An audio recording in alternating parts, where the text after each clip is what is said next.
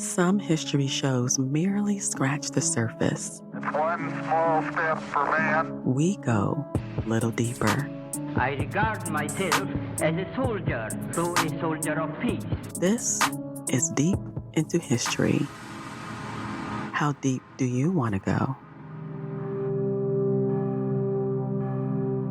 This is Deep into History, and I'm your host, Arjun Hundal. It is early December in the year 105 before the Common Era. The Republic of Rome that once stood astride the Mediterranean world like a colossus now resembles a crumbling marble statue on its knees, with cracks so deep that it looks as if it is about to fall apart. For the past decade, the legions of Rome have been fighting wars on two major fronts. South, across the sea, the war in Africa against the cunning warrior king Jugurtha of Numidia, which had until recently resulted in a series of embarrassing defeats.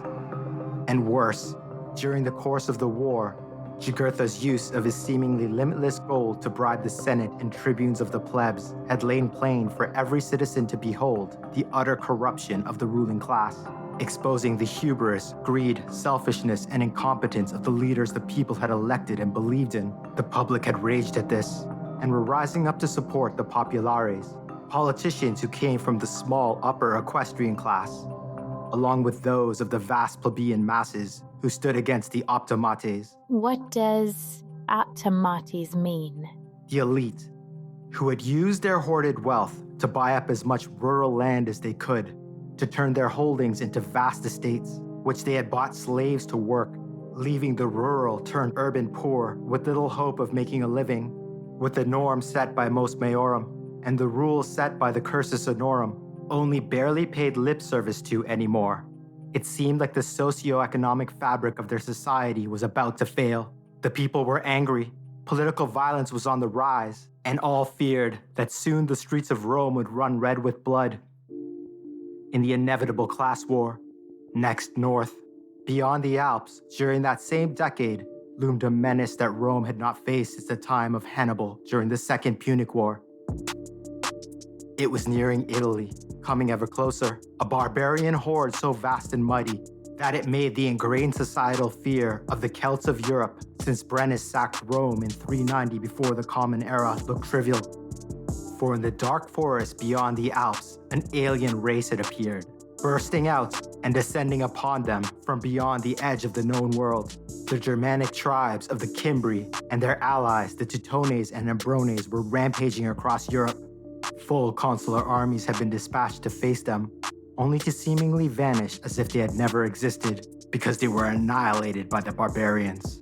Among the peoples of the Republic, tales of ironclad giant warriors crushing all that stood against them grew in the retelling, spreading fear Phobos. like wildfire. These were followed by whispers that the barbarians were led by a cabal of bloodthirsty witches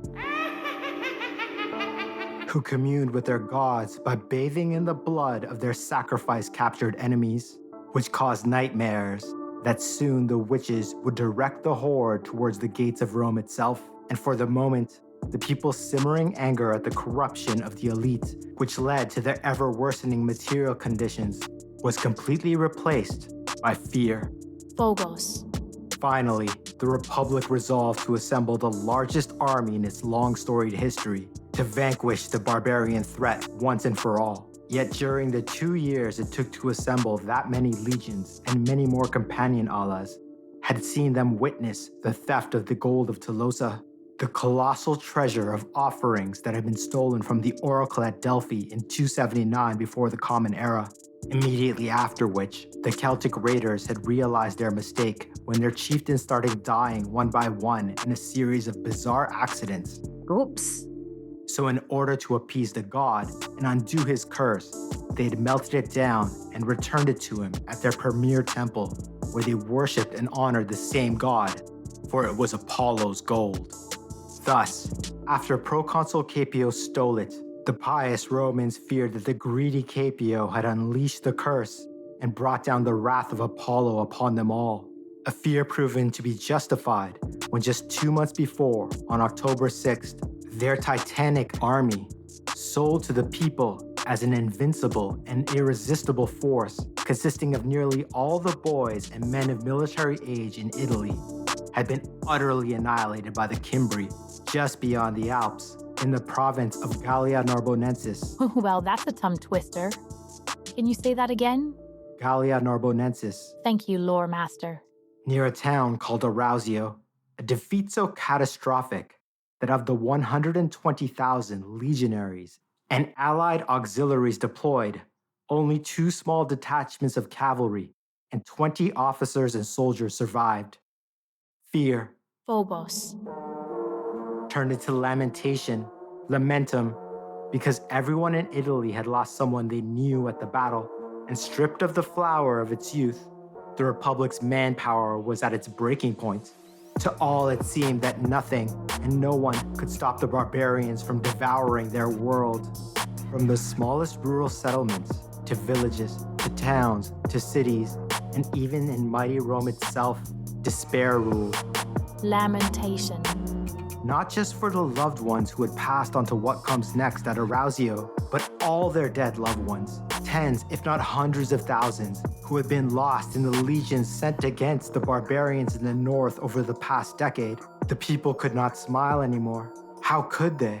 For it was they who had encouraged the young men in their families, or those of their friends, to do their duty to the Republic and serve in those legions, only to be led to ruin and death by incompetent commanders, who they had come to realize were only elected because of the massive amounts of money their elite patrons had spent to ensure their rise.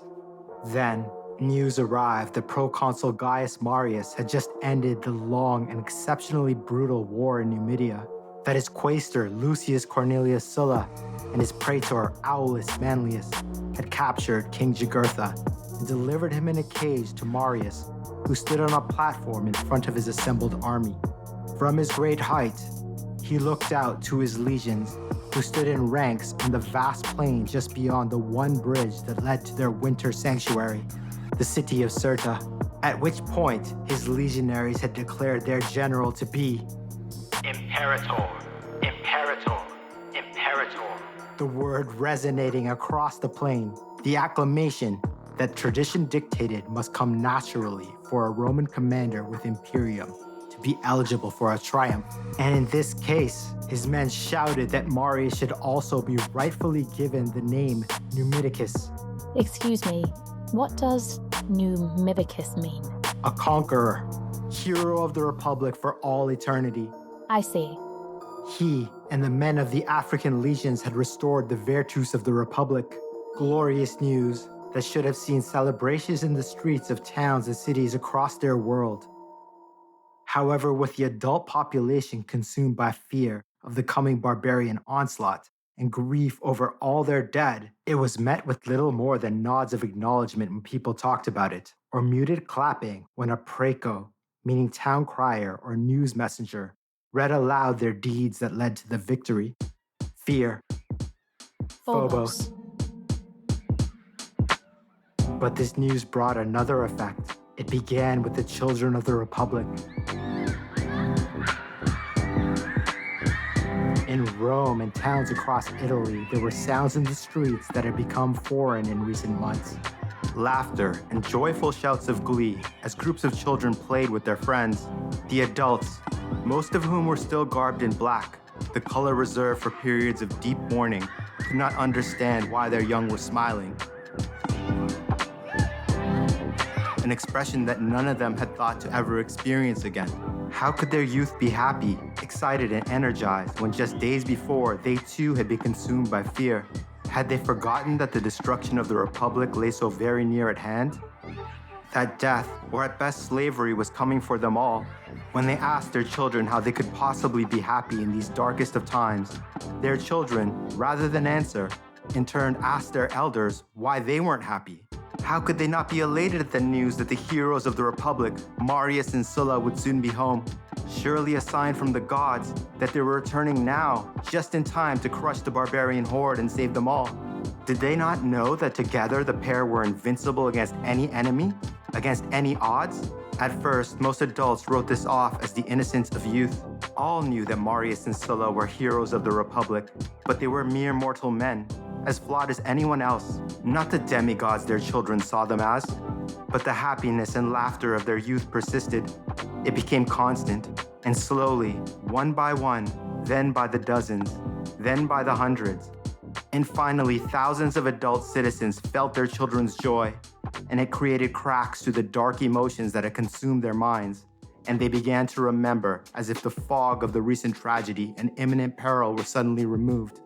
They remembered that they, the people, had rallied into a mass movement to elect Gaius Marius, the Populari champion, and against all odds, made him consul to fight for the people and win the war against Jugurtha.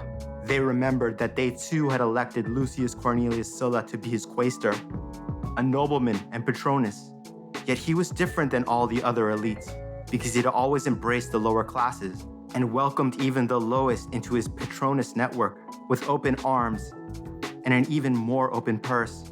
The memories of the duo's deeds on the battlefields of Numidia came flooding back.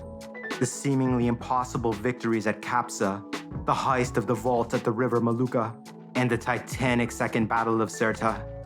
Against all odds, these Roman warriors had led and fought like legends out of the Age of Heroes, performing deeds that embodied the most mythical ideal of Roman virtus. But here, now, Real. in their time, which allowed people to feel the faintest glimmer of another forgotten emotion, speas. Hope. As more and more adults began talking with each other about this almost forgotten feeling that they were suddenly filled with, they remembered more. That Gaius Marius had served in the legions his entire adult life, that he had fought and bled for the Republic in nearly every major battle in Gaul, Hispania, and Numidia, that he had earned the love and respect of the peerless Scipio Aemilianus during the Numantine War, that his campaign to become consul had faced unprecedented resistance from the elite. Yet they, the people, had rallied around him, and they had won. They remembered the tales of Sulla's generosity to everyone he met, and the saga of him leading his lancers against King Jugurtha himself. They remembered how they used to see their young acting out their feats on the battlefield in games they played with their friends. For though the news of the war cried aloud across the Republic came from different factions, the names Marius and Sulla were always spoken together. Marios. Sulla. Roman champions invincible in battle, an unlikely duo, a commoner and a nobleman who worked together and brought down a hated enemy king. They remembered Sulla. whose exceptional looks and chiseled body were only outmatched by his wit and charm. They remembered Marios. his speech in the Forum Romanum, where he dropped his toga to display the multitude of scars on his body, to prove to them that the elites had lied about his service, and that he'd bled for the Republic, and that he was there to serve the people. And because they remembered, the clamor began. Citizens everywhere began demanding that Gaius Marius be appointed consul to save them from the barbarians. It spread, crowds gathered. The clamor became a near universal societal chorus, so loud that the counter-narratives that came from the client networks of the elite Patronus that correctly stated that they were not in the Age of Heroes, and such an act was illegal, were immediately drowned out. Because the adult citizens of the Republic realized that they were wrong and that their children were right, that they need not fear as long as Marius and Sulla stood with them. The chorus became a roar so loud that the elites were forced to listen, because the people remembered that Gaius Marius was the Achilles of the late Republic, their champion, and demanded that he be made consul by acclamation. And in the villas of the most powerful optimate families, they realized that they must relent, or the economic frustration of the plebs, fueled by the fear of the coming barbarian onslaught, would cause a revolution they were not yet prepared to face. Forced to relent, they agreed to let Marius be declared consul by acclamation to save the Republic. And though none of the elites believed as the people did that they were in a new age of heroes, they considered, if the plebs had indeed found their Achilles in Gaius Marius, perhaps, just perhaps, in Lucius Cornelius Sulla. Lore Master, can you say that again? In Lucius Cornelius Sulla. All right, I got it. The nobles had found their Hector. This is the tale of the Republic of Rome's most desperate hour. The tale of how the people put their faith in a few leaders to save them from a threat so uniquely dire that it made all that had come before seem trivial, hoping, praying, and sacrificing to their gods that should their heroes deliver them from the barbarian menace, they would return to Rome in triumph, and would use their fame and power to address the socioeconomic ills that were ripping the very fabric of their society apart. The saga of Jupiter's chosen, Nicopolis' Felix, the beloved of the goddess Diana Huntress, and the depleted legions of the Republic preparing to face their ultimate test. Rome versus the Cimbri, Rome versus the Teutones, Rome versus the Ambrones, Rome versus all the barbarian hordes of Celtic Europe beyond the Alps, and the Republic versus itself. So take a deep breath. Let it out slowly. Put some smoke in the air if you choose. And just let your mind float on my voice as we go deep into the year 104 before the Common Era and experience the feelings, the passion, the politics, the history that would compel the people of Rome to allow a warrior who had received a prophecy that he would attain the pinnacle of power 7 times as a boy to remake the legions of the Republic in his own image, the Marian Reforms, in a tale I call Versus Reforma. Welcome. Thank you for listening to this teaser for the next part of my epic series Versus, the saga of how the Republic fell to the Empire. The full tale will be available first to my Patreon and Spotify supporters next week, followed by a public release. To support the show, please go to patreon.com/deepintohistory and pledge your support. Wait a moment. I'm just writing this down.